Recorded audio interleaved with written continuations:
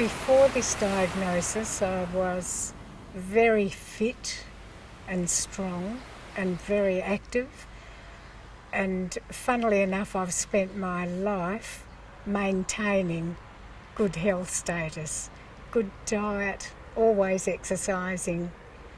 And so it came as an absolute shock when I was diagnosed with mesothelioma.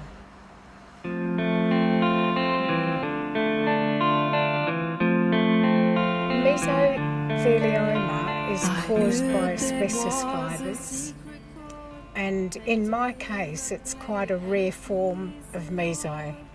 I've got peritoneal mesothelioma, which involves my entire abdomen having tumours throughout. In my mind, it was almost like a betrayal. People were happy to make thousands of us sick in order to earn extra dollars. And so that is a huge thing to have to come to terms with. The surgery was an 11-hour operation, and a team of doctors do this operation called a peritonectomy, and they remove many organs and as much of the tumour process as possible.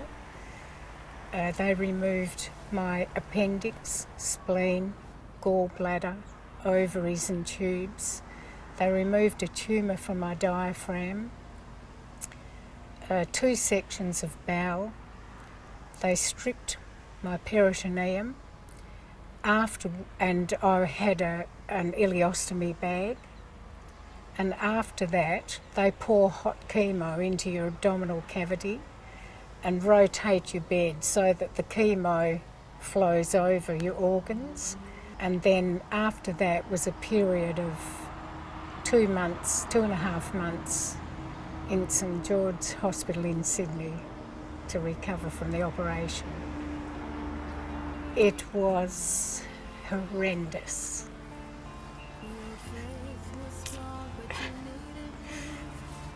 I had to stop for a while.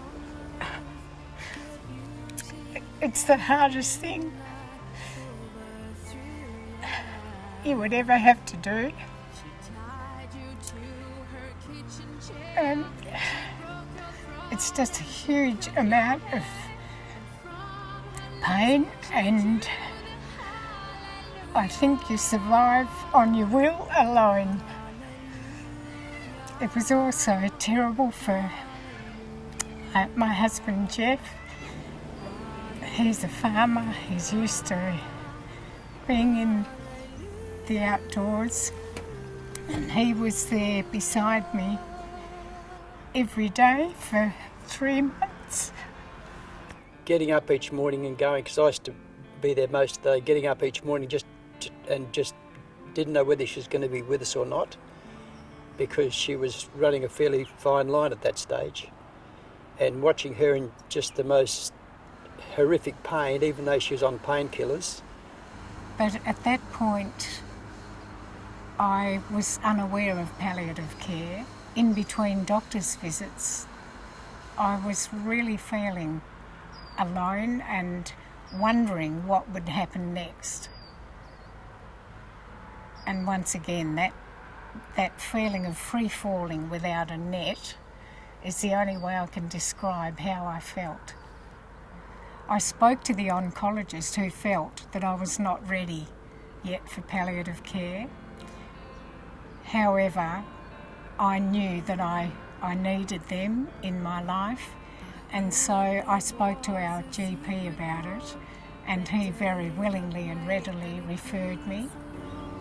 From my experience, I believe the moment a person is diagnosed with a life-threatening illness, that would be the ideal time to link them to palliative care.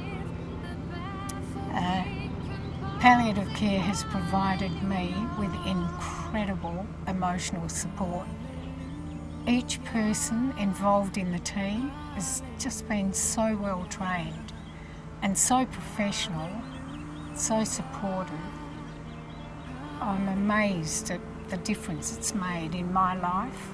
There seems to be an attitude in the medical profession that people don't need to be referred to palliative care until the last months or weeks of their life, but that's definitely not the case, speaking from my experience.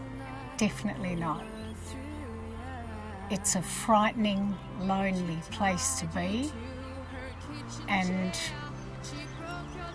all of a sudden with palliative care around me, I feel secure and safe, and I fully understand that they will be supporting me through this last period of my life.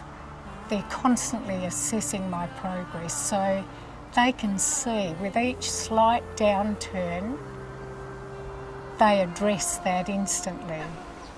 And my pain control is now wonderful. I'm getting the emotional support.